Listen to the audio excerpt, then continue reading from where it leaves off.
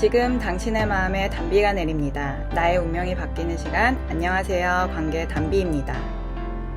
기적은 내 마음에서부터 일어납니다. 오늘은 우리 몸을 붙잡고 있는 게으름의 영에 대하여 말씀드리려고 합니다. 저는 어려서부터 몸이 허약 체질이라는 이유로 몸을 잘 움직이지 않으면서 살았습니다. 그런데 지금 돌이켜 생각을 해보면 제 몸은 원래 허약 체질로 태어난 것이 아니라 가족과 주변 사람들의 말을 듣고 그냥 제가 스스로를 나약하다고 단정을 지어버렸습니다. 그런데 반면 저와 연년생이었던 언니는 키도 크고 힘도 세서 늘 비교 대상이 되었습니다. 그런데 제가 키가 작고 말라도 걱정하지 않았던 이유는 그런 나의 허약함으로 인해 가족들의 보호를 많이 받을 수 있었고 주변의 많은 사람들이 저에게 몸이 허약하니 밥을 잘 먹으라는 말보다는 날씬해서 모든 옷이 다 잘 어울린다는 이야기를 더 많이 해주었기 때문에 저는 그런 제 모습이 그런대로 마음에 들었습니다. 저는 늘 식욕이 없어서 아이들이라면 모두 좋아하는 빵, 과자에도 그닥 관심이 없었습니다. 저희 어머니께서는 식사 때마다 제 입에 맞는 것을 해주신다고 고생을 하셨습니다. 또 저에게는 이상한 습관이 있었는데 밥을 얼마나 주든지 간에 마지막 한 숟가락을 꼭 남기는 버릇이었습니다. 부모님이 그 나머지 한 숟가락을 남기지 말고 먹으라고 하시지만 그 한 숟가락을 들기가 어찌나 어렵던지 그것을 억지로 먹으면 오바이트가 나올 것 같이 힘이 드는 것이었습니다. 그렇게 저는 어린 시절 잘 먹고 쑥쑥 자라야 할 시기에 영양분이 모자라 크지 못하는 새싹같이 약해져 갔습니다. 밖에서 조금만 뛰어놀면 지쳐버렸고 어느 순간부터 무리에서 떨어져 나와 혼자만의 시간을 보내곤 하였습니다. 앉아서 할 수 있는 일은 책 읽기, 그림 그리기 등 여러 가지 일들이 있었기에 학교에서 돌아오면 밖에 잘 나가질 않았습니다. 초등학교 때부터는 이상하게도 코피가 터지면 한참을 멈추지 않았습니다. 그리고 거의 매일 밤마다 잠자던 중에 갑자기 코피가 터져서 혼자서 코피가 멈출 때까지 닦고 또 닦았던 기억이 납니다. 그렇게 저는 스스로 너무나 허약한 사람이라는 것을 확증하게 되었고 집에서도 피곤하다는 이유로 방 정리를 하지 않았고 내가 자고 일어난 이불조차도 개지 않을 정도였습니다. 저는 제 몸이 약하다는 핑계로 너무도 게으른 삶을 살아왔던 것입니다. 그래도 어머니께서는 고등학교 때까진 방 정리를 하라고 잔소리를 하시면서도 입시 준비하는 학생이라는 이유로 제 방을 매일매일 치워주셨습니다. 그러나 성인이 되어서도 제가 변하지 않자 어머니께서는 작정하고 제 방에 손을 대지 않으셨는데 더 기가 막힌 것은 제가 방이 더러워져도 전혀 신경 쓰지 않았다는 것이었습니다. 저는 스스로 방을 정리해 본 적이 없었기에 청소와 정리에 대한 개념 자체가 없었기 때문에 그냥 필요한 물건만 찾으면 그만이었던 것입니다. 한 달 넘도록 지켜만 보던 어머니는 보다 못해 분통을 터뜨리시며 제 방을 싹 정리해 주셨습니다. 그러면서도 저는 양심의 가책도 느끼지 못하고 내가 무엇이 잘못된 것인지 전혀 알지 못한 채 나름대로의 꿈을 가지고 인생을 살아가고 있었습니다. 그러나 게으름은 서서히 제 삶을 장악하여서 어느 순간부터 제 삶을 조금씩 파괴하기 시작하였습니다. 예를 들면 학교 공부를 할 때에도 계획은 잘 세워놓지만 공부를 좀 하다 보면 졸리고 집중이 안 돼서 잠깐만 자야지 하는데 몇 시간을 자버립니다. 결국 벼락치기로 공부를 하니 성적이 좋아지지 않고 늘 거기서 거기였습니다. 그 결과 한 과목 점수가 미달되는 바람에 원하는 대학에 진학하지 못해서 인생 처음으로 큰 좌절을 맛보았습니다. 대학은 하향 지원의 학교를 갔기 때문에 시험 공부를 조금만 해도 성적은 좋게 나오는 편이었기에 장학금을 여러 번 받을 수 있었습니다. 그러나 대학 졸업 후 취업 준비를 하는데 또다시 문제가 생겼습니다. 제가 가고 싶은 회사는 경쟁이 치열했기 때문에 학교 성적 외에도 영어 성적, 그 외에도 여러 가지 스펙을 가지고 있어야 했습니다. 그러나 저는 그 준비조차도 몸이 피곤하다는 이유로 제대로 하지 못했고 그 결과 지원했던 모든 회사에서 퇴짜를 맞았습니다. 저는 입시 이후로 두 번째 실패를 겪으면서 너무나 괴로웠습니다. 그러나 게으름은 제가 다시 일어설 힘마저 다 빼앗아 가버렸습니다. 다른 친구들은 몇 번 실패를 해도 다시 열심히 준비해서 결국 원하는 회사에 입사를 했는데 저는 도저히 다시 도전할 용기가 나지 않는 것입니다. 그래서 저는 또 현실과 타협하고 하향 지원하여 원치 않는 회사에 들어갔습니다. 당연히 일에 대한 만족은 전혀 없었고 자존감만 점점 떨어졌습니다. 그런데 제가 얼마나 어리석은지 그렇게 여러 번 실패를 경험했음에도 불구하고 나의 계속되는 실패 원인이 어릴 적부터 쌓아온 게으른 습관의 결과라는 것을 전혀 생각하지 못했고 나의 존재를 비관하는 지경에까지 이르게 되었습니다. 그런데 이렇게 밑으로 떨어지기만 하는 제 인생에도 반전이 일어났습니다. 그 일은 제가 사랑과 사람 치유센터에 오면서부터였습니다. 제가 가장 밑바닥에 있다고 생각하고 있던 시기, 가장 암흑의 시기였을 때 지금의 남편을 통해 사랑과 사람 치유센터에 오게 되었습니다. 이곳에서는 예수님의 사랑을 받아 마음의 상처를 치유받고 심령천국, 가정천국을 이뤄 하나님이 주신 꿈을 되찾아 이루는 사역을 하고 계셨습니다. 저는 당시까지만 해도 부모님을 따라 절에 다니는 불자였고 교회라고는 12살쯤 크리스마스 때 딱 한 번 친구 따라 교회 가본 기억 외에는 교회에 발을 들여본 적이 없었습니다. 그런데 하나님도 예수님도 성경 말씀도 아무것도 몰랐던 저는 사랑과 사람 치유 세미나를 들으면서 너무나 놀랍게도 도저히 고쳐질 수 없는 나의 인생이 하나하나 고쳐져 가는 경험을 하게 되었습니다. 사랑과 사람 치유센터에 오기 전까지 저의 인생은 그야말로 총체적 난국이었습니다. 답안지도 없는 수만 개의 퍼즐이 뒤죽박죽 섞여 있는 모습이랄까요? 어디서부터 어떻게 손대야 하는지 모르겠는 답답한 상태였습니다. 그런데 이곳에 와서부터 이 퍼즐이 하나하나 맞춰져 가는 경험을 하기 시작했습니다. 그 중에 목사님께서 사람답게 살아가는 기본 중에 기본으로 항상 말씀하시는 것은 바로 부지런함에 관한 것이었습니다. 사람은 본래 하나님의 형상과 모양대로 지음을 받아 부지런한 사람이었는데요. 하나님의 말씀에 불순종하여 선악과를 먹은 이후에는 마귀의 성품인 게으름이 들어온 것입니다. 게으른 사람의 특징은 첫 번째로 늘 자기 방어의 말, 변명을 잘한다는 것입니다. 사람은 누군가에게 잘못을 지적당했을 때 자기를 방어하는 말을 하기 이전에 있는 사실 그대로를 인정하는 정직한 사람으로 지음받았습니다. 그러나 마귀의 속성에는 정직이 없고 거짓만 있기에 늘 자기 방어의 말, 변명, 핑계의 말을 하게 합니다. 어떻게 해서든지 자신을 그럴듯하게 포장해서 마치 그 속에 보물이 들어있는 것처럼 자신의 가치를 인정받고 싶어 하는 것입니다. 그렇다면 사람이 어떻게 이렇게 게으른 사람으로 타락하였는지 게으름의 본질을 성경에서 찾아보도록 하겠습니다. 하나님이 만든 최초의 사람인 아담과 하와는 부부였습니다. 그런데 그 부부에게 하나님께서 딱 한 가지만 당부를 하셨습니다. 창세기 2장 16절에서 17절 말씀. 여호와 하나님이 그 사람에게 명하여 가라사대 동산 각종 나무의 실과는 내가 임의로 먹되 선악을 알게 하는 나무의 실과는 먹지 말라. 네가 먹는 날에는 정녕 죽으리라 하시니라. 그런데 간교한 뱀이 다가와 선악과를 먹어도 절대 죽지 않는다고 거짓말을 하였고 아담과 하와는 이 딱 한 가지의 약속을 지키지 못하고 선악을 알게 하는 나무의 실과를 먹게 됩니다. 하나님께서는 선악과를 먹은 이 부부를 부르십니다. 창세기 3장 9절에서 13절 말씀. 여호와 하나님이 아담을 부르시며 그에게 이르시되 네가 어디 있느냐?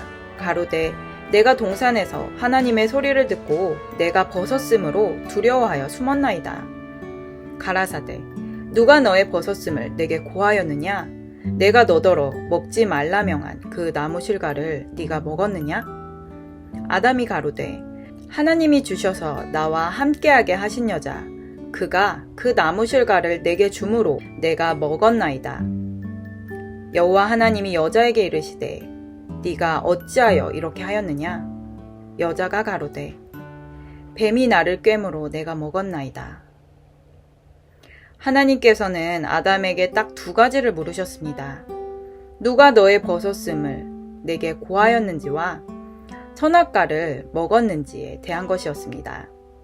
그런데 아담은 질문에 대한 정확한 답을 하기 전에 하나님이 주셔서 나와 함께하게 하신 여자, 그가 그 나무 실과를 내게 주므로 내가 먹었나이다 라는 엉뚱하고도 이상한 대답을 합니다. 예를 들면 이런 것입니다. 엄마의 돈을 몰래 훔쳐서 맛있는 과자를 사 먹고 돌아오는 아이에게 엄마가 모든 것을 다 알고 묻는 것입니다.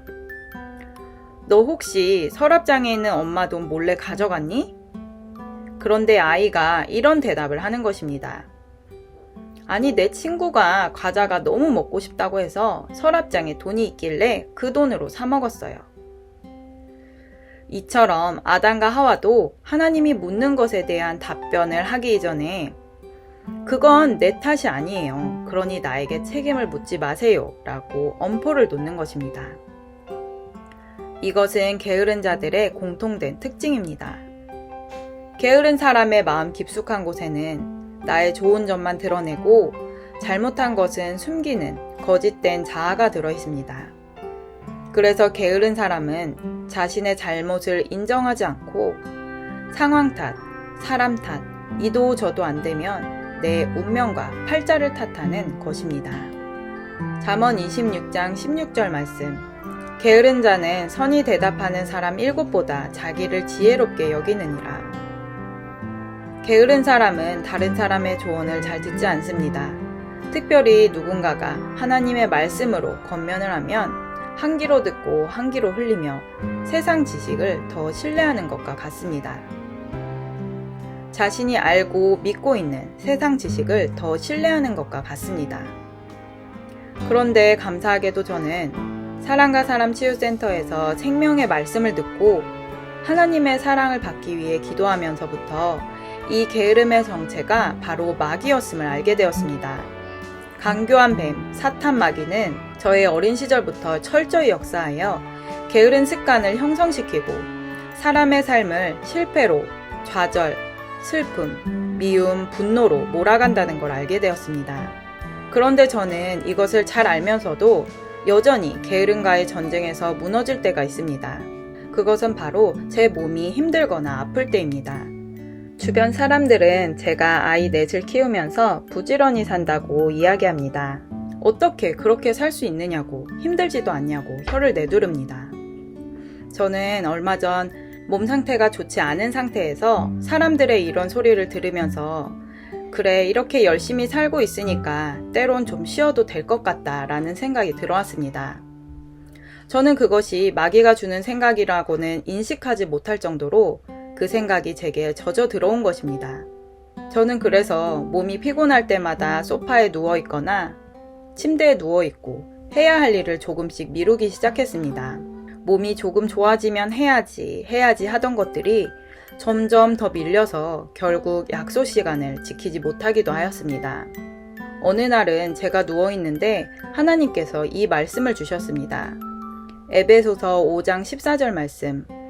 그러므로 이르시기를 잠자는 자여 깨어서 죽은 자들 가운데서 일어나라. 그리스도께서 내게 비치시리라 하셨느니라. 이 말씀을 암송하는데 깨달음을 주시기를 쉬고 싶고 눕고 싶을 때 마귀의 음성을 대적하고 내 몸을 일으켰을 때 그때 비로소 그리스도께서 내게 빛을 주시고 축복하신다는 것이었습니다. 저는 그동안 주님이 먼저 역사해 주셔야 내 몸이 움직일 수 있다고 생각했는데 그게 아니라 내가 먼저 말씀에 순종해야 주님께서도 역사하신다는 것이었습니다. 그런데 놀랍게도요, 저는 이 말씀을 깨닫고 나서도 다시 누워버렸습니다. 몸이 힘들다는 이유를 다른 말씀으로 합리화시키면서 그래, 내가 그동안 수고했다고 지금은 하나님이 나를 쉬게 하시는 거야. 이렇게 나를 안심시켰습니다. 그런데 이상하게도 그때부터 계속해서 악몽을 꾸었습니다. 누군가에게 속아서 헛된 수고를 하기도 하였고 죽은 시체들이 마구 나오기도 하였습니다. 저는 몸이 힘드니까 꿈도 안 좋은 것이라고 대수롭지 않게 여겼습니다.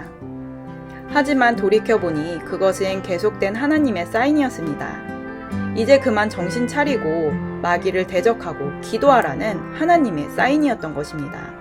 그런데 이번에 개인적으로 저에게 안 좋은 일이 일어났습니다. 그 일 이후에 목사님께서 기도를 해보라고 하셔서 집중하여 기도를 하였습니다. 그러자 하나님께서는 제가 그동안 조금만 쉬자 했던 것이 사실 마귀의 유혹이었다는 것을 알게 하였습니다. 하나님 안에서는 몸이 힘들다고 무조건 누워있고 쉬는 것이 아니라 힘이 들어도 주님을 의지하고 기도하면서 내가 해야 할 일을 다 마쳤을 때 더 큰 평안과 건강을 주시는 것이었습니다. 이것이 바로 시험을 이기는 방법입니다. 고통에 떠밀려가는 것이 아니라 고통의 파도가 몰아쳤을 때 믿음으로 파도를 뛰어들면 하나님이 알아서 파도를 넘게 하시는 것이었습니다. 이것을 깨닫고 바로 어제 한 집사님의 천국 지옥 간증을 듣게 되었습니다. 심정지로 3일간 혼수 상태에 빠졌던 분이 깨어난 후 14시간 동안 지옥을 보고 3초간 천국을 보셨다고 합니다. 이 땅에 사는 동안 하나님보다 더 사랑했던 것을 지옥에서 영원토록 형벌로 받는 것을 보았다고 하십니다. 그 집사님은 하나님보다 텔레비전을 사랑해서 예배 시간에는 졸고 대예배만 얼른 보고 집에 오자마자 옷도 벗지 않고 텔레비전을 켜고 잠들기 직전까지 텔레비전을 보았다고 합니다. 그런데 그분이 지옥에서 텔레비전 안에 갇혀있는 형벌을 받게 되었는데 그 좁은 공간 안에 큰 사람이 들어가 있으니 너무나 괴로웠다는 것입니다. 또한 그 집사님은 돈을 그렇게 사랑하셨는데 지옥에 가니 돈을 산더미처럼 쌓아놓고 그 속에 숨도 못 쉴 정도로 가둬놓고 집사님의 입속, 귓구멍, 콧구멍으로 마귀들이 계속해서 돈을 쑤셔 넣었다고 합니다. 저는 이 간증을 들으면서 제가 만약 이대로 게으름을 회개하지 않고 타락한 상태로 죽어서 지옥에 간다면 어떤 형벌을 받게 될까 상상해 보았습니다. 아마도 24시간 내내 잠을 자야 하는 형벌을 받지 않을까요? 잠들지 않으면 마귀에게 채찍으로 맞고 영원토록 잠만 자야 하는 고통일 수도 있겠다는 생각이 스치는데 갑자기 잠자기를 좋아하지 말라는 잠언 말씀이 떠오르면서 정신이 번쩍 들었습니다. 잠언 20장 13절 말씀. 너는 잠자기를 좋아하지 말라. 네가 빈궁하게 될까 두려우니라. 내 눈을 뜨라. 그리하면 양식에 족하리라. 하나님께서 이 간증을 제게 보여주신 것이 저에겐 너무나 감사한 은혜였습니다. 그렇게 게으름과의 전쟁을 선포하고 힘들지만 해야 할 일을 끝까지 마무리하고 잠을 잤습니다. 그날 밤 저는 아주 신기한 꿈을 꾸었습니다. 꿈에서 제가 달리기 선수로 출전을 하게 된 것입니다. 저는 원래 달리기를 잘 못하는데 무슨 일인지 달리기를 했고 중간중간에 물 웅덩이 같은 것을 요리조리 피해가면서 결승전까지 들어갔습니다. 저는 꿈속에서 거의 꼴찌로 들어갔는데 제가 하는 말이 나 이제 어떻게 하는지 방법을 알겠어. 다음번에는 진짜 1등 할 수 있을 것 같아 라고 자신감 있게 외쳤습니다. 아마도 하나님께서 저에게 다음번에는 마귀의 유혹에 넘어가지 말라고 꼭 승리하라고 힘을 주시는 것 같았습니다. 오늘 영상이 혹시 저처럼 게으름과의 전쟁을 치르고 계신 분들께 결단하는 계기가 되셨으면 좋겠습니다. 저희 사랑과 사람 치유센터에서는 하나님의 생명의 사랑을 회복하여 사람답게, 아름답게, 건강하게 살아가는 길로 인도하여 드립니다. 마음에 감동이 오시는 분들은 영상 끝 이메일로 연락 주시길 바랍니다. 오늘 영상은 여기까지입니다. 끝까지 시청해주신 여러분 감사드립니다. 이 영상이 도움되셨다면 구독, 좋아요, 알림 설정을 부탁드립니다. 누구나 아름답습니다. 누구나 희망이 있습니다. 이상 메마른 관계의 단비 같은 소식을 전하는 관계의 단비였습니다. 오늘도 행복한 하루 되세요. 감사합니다.